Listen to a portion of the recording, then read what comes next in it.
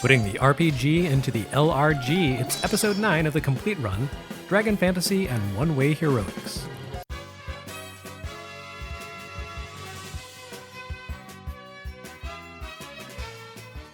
The games under examination in this week's episode share a lot in common. For one thing, they both have awfully long names. The titles Dragon Fantasy Book 2, The Black Tome of Ice, and Mystery Chronicle, One-Way Heroics don't exactly roll off the tongue. It's a mouthful to be sure, but the good news is that they're both just as fun to play as they are unwieldy to say. Both are great examples of classic role-playing game concepts explored in a modern indie-style context, and both do justice to the legacies they aspire to honor. First, there's Muteki Corp's Dragon Fantasy Book 2. Though published by Limited Run in 2016 for PlayStation 4 and Vita, the game had originally been released for Vita and PlayStation 3 back in 2013. Dragon Fantasy Book 2 was the sequel to a game called Dragon Fantasy, which should come as a little surprise given the title. The original Dragon Fantasy would show up as a limited run release 3 years down the road, but first, there was this second game. Yeah, it's a little confusing. As with the first Dragon Fantasy, the sequel represented a love letter by Muteki Corp to classic role-playing games. And as with all proper sequels, Dragon Fantasy Book 2 represents a pretty significant step up from its predecessor. There's no getting around the fact that Dragon Fantasy plays homage to the greats. It's right there in the title. There's a lot of Dragon Quest and a ton of Final Fantasy DNA present in both games. Where the first game looked and played a lot like a blend of the 8-bit Dragon Quest games, think Dragon Warrior 4 for NES, and the early 16-bit Final Fantasies, think Final Fantasy 4 for Super NES, the sequel turns the clock of tribute ahead a few years to visually reference latter-day Squaresoft Super NES RPGs like Final Fantasy VI and Chrono Trigger. Oh, and there's some Pokemon here too, though I suppose you could also liken the monster companion mechanics here to those of Dragon Quest V, or Shin Megami Tensei. The detailed sprite graphics make use of character proportions and color palettes similar to those of Chrono Trigger, and the music sounds like it's being played back from the Super NES's distinctive audio chip.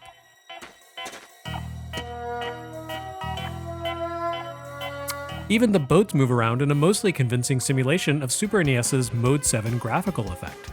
Heck, even the typeface is a dead ringer for the one Square started using with Final Fantasy VI's English release. What I'm saying is that Dragon Fantasy Book 2 is the work of people who really love classic console role-playing games, and it shows. It's a proper, traditional JRPG-style experience, streamlined and fat-free, at once reverential yet irreverent. More importantly, unlike so many tributes to the 16-bit era of RPGs, Dragon Fantasy is really good. It's unashamed to show off its influences, but it doesn't rely on its players' memories of great games to carry it forward. While you can easily spend time train-spotting bits and pieces of the classics here, Dragon Fantasy ultimately works because it combines the best elements of great games in smart ways. The shining star of the adventure is its combat system, which, again, draws much of its inspiration from Squaresoft's classic Chrono Trigger. As in Chrono Trigger, there's no such thing as a random battle in Dragon Fantasy. You can see most enemies wandering around before you face off against them, which often allows you to avoid them if you like. It also means that once you clear an area of monsters, you can usually move around that area unmolested until you leave and return, making exploration and hunting down side quest objectives painless and breezy. Sure, there are monsters that will ambush you sight unseen, but those enemies appear in predetermined locations and don't just pop up whenever. Also, as in Chrono Trigger, combat plays out by turns in which characters, both heroes and enemies alike, act according to their speed rating rather than moving en masse by side. You have access to both straightforward attacks and more advanced techniques that require you to spend your limited pool of mana points. Attacks cover a gamut of abilities, magical attacks, healing skills, buffs and debuffs, even the ability to recruit monsters into your team. Mini-techs take the placement of its user versus the location of the target into account. Again, this comes straight from Chrono Trigger, all the way down to the fact that combatants move around the battlefield automatically based on their actions. Those attacks become more or less effective as fighters shift positions. For example, a projectile that hits all foes in a line becomes mostly worthless if the bad guys move around the screen and no longer form up in a straight line. Fortunately, you can call upon a huge variety of different skills if you take the time to make use of the enemy capture mechanic. Whether you do this by making use of combat skills or just snag critters by tossing a red and white net at them, you can press gang one of each monster type into your team to fight alongside your named protagonists as needed. Monsters tend not to have any special tech skills when you first recruit them, but as they level up they unlock new abilities, just like your standard heroes do. Many of these are identical to your main party's capabilities, but you'll also come across quite a few capabilities unique to each monster species. It's important to have a sizable roster of monsters available because Dragon Fantasy Book 2 really likes to shift your core party makeup around. You'll make new allies, team up with old friends, adventure for a while, and suddenly find all the heroes you know and love scattered to the four winds by the story. There's even a bit that directly references Final Fantasy VI's 3-chapter selection process. But with your human allies unreliable at best, it's nice to know you can always rely on a goblin, or a bird, or a little rock guy, or a rock man. Dragon Fantasy is good about using side quests to keep your team, whatever it happens to look like at any given moment, in tip-top fighting shape. Each time you enter a new city or village, you're always greeted with a variety of fresh supplemental quests that do things like send you out in search of hidden weapons, or task you with recruiting additional monsters to add to your battle bestiary. Dragon Fantasy features lots of these grace notes. It's never shy about throwing monkey wrenches into your progress. Just as you start to feel comfortable with one team or situation, the story will suddenly upend all your expectations and force you to rethink your approach. Not only do your team members change on you, but you'll sometimes even find yourself isolated in a limited space with no access to healing or save points. Dragon Fantasy isn't so caught up with sparking your fond memories that it doesn't have time to throw some real friction in your path, and that's a big part of what makes it so engrossing. It's a game with enough confidence in its design and purpose that it never shies away from forcing you to overcome steep odds. And, to its credit, it's designed well enough to pull it off. It's a good-natured game with a real fondness for the classics, a great stroll down memory lane, but at the same time, a fresh challenge. And published by Limited Run on PlayStation 4 and Vita as catalog numbers 18 and 19. A few episodes back, Lost Sea introduced us to the concept of roguelikes and roguelites. And now here's another take on that concept, one with a real legacy behind it. Mystery Chronicle One-Way Heroics may not look like it at first glance, but it's a game connected to the biggest roguelike franchise in gaming, Spike Chunsoft's Mystery Dungeon. The Mystery Dungeon series kicked off back in the early 90s with the Japan-exclusive Mystery Dungeon Torneko no Daiboken for the Super Famicom console. Combining the gameplay principles of Rogue and NetHack with the world of Dragon Quest, Torneko no Daiboken cast Dragon Quest's plucky, middle-aged shopkeeper Torneko Talun as the intrepid star of a journey into infinitely changing dungeons in search of treasure to flip for a profit in his store. While that game abandoned the roguelike concept of permadeath, after all, no one wanted to see lovable Torneko pushing up roses, it maintained the spirit of the thing by punishing a failed dungeon dive with a trip back to the beginning of the dungeon and a character reset to level 1. Coming from Chunsoft and being tied to Dragon Quest, and produced by none other than Chunsoft founder Koichi Nakamura, who had programmed the first 3 Dragon Quest games, the Mystery Dungeon series had instant street cred and obvious mass appeal. While it wasn't the first roguelike for consoles, it offered far greater depth and complexity than precursors like Dragon Crystal for Game Gear, while still giving a traditionally impenetrable computer-based genre the immediacy of a console game. Dragon Quest and Chunsoft went their separate ways soon after, but the Mystery Dungeon games soldiered on with the series' own original protagonist, Shiren the Wanderer, as well as a host of licensed characters ranging from Final Fantasy's Chocobo to Gilgamesh from the Tower of Draga to the entire Pokémon Pokédex. All of these games were fairly straightforward takes on the Mystery Dungeon interpretation of the roguelike. Mystery Chronicle One-Way Heroics, on the other hand, brought something new to the franchise: urgency. Oh sure, the Mystery Dungeon games, and roguelikes in general, contain plenty of mechanical elements to keep players pressing ahead rather than hanging out in one spot and grinding for experience.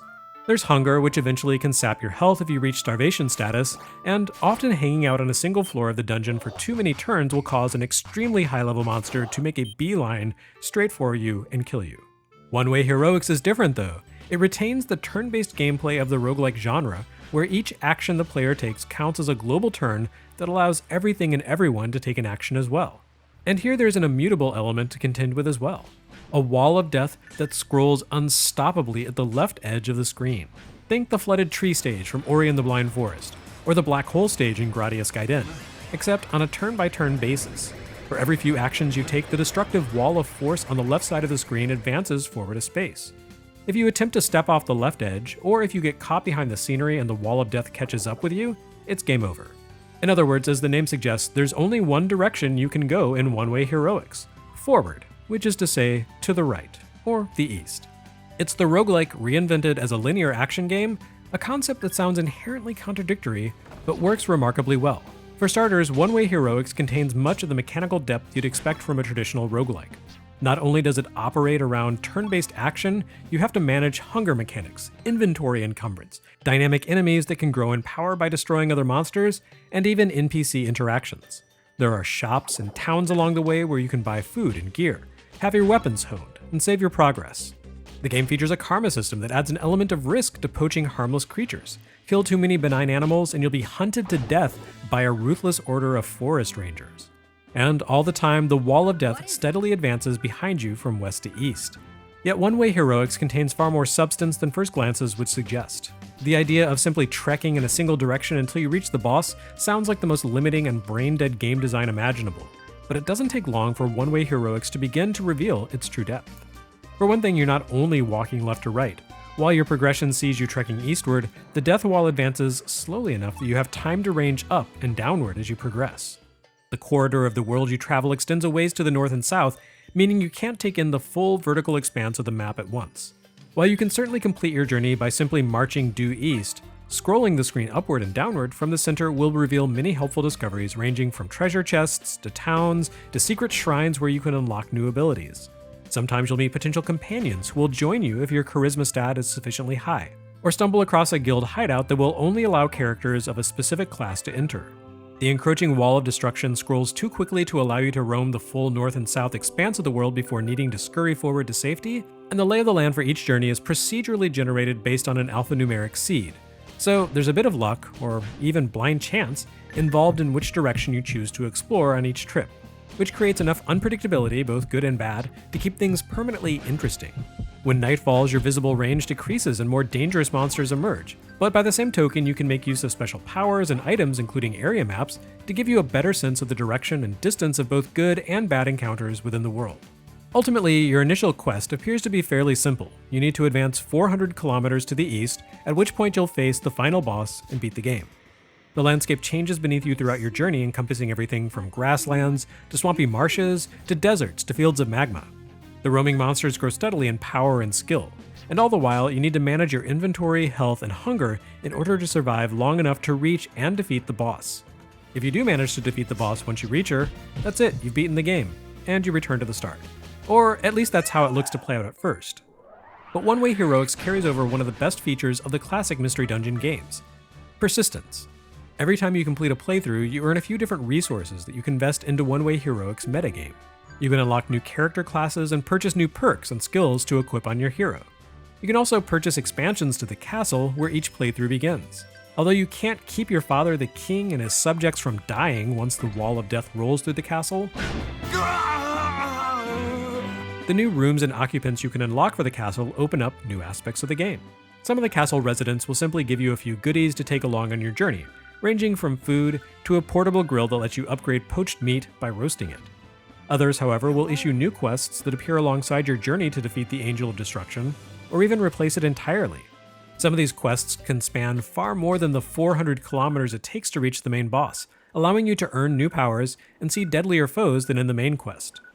By unlocking and completing new quests, you gradually discover more and more of the game world, turning its constant cycle of wandering from west to east into a larger journey of discovery.